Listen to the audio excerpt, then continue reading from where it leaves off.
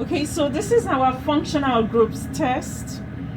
And the functional groups we want to test will be the alcohols, the aldehydes, and the ketones. So we're going to do a series of tests to identify, to distinguish these different functional groups. So the first test is what is called the Lucas test. The second test is the tolerance test, and the third test we're going to do is what is called the Benedict test. We're going to use both the tolerance test and the Benedict test to distinguish between an acetone and a ketone functional group. We're going to use the Lucas test to distinguish between three classes of alcohols.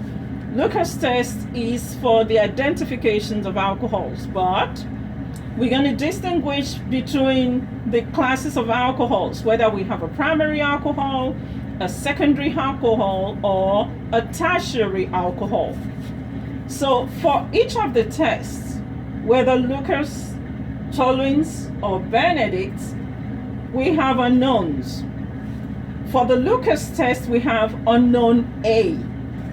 Remember, this test is for alcohols. For tolerance and Benedict test, we got unknown Z.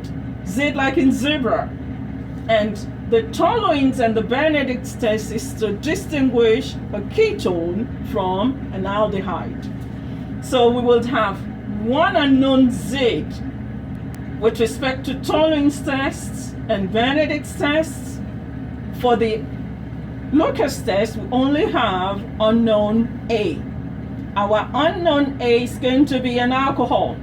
So you want to determine whether you have a primary alcohol or a secondary alcohol or a tertiary alcohol using the Lucas test. For the tolerance and the Benedict test, you want to determine whether you have a ketone or an aldehyde. So let's start with the Lucas test.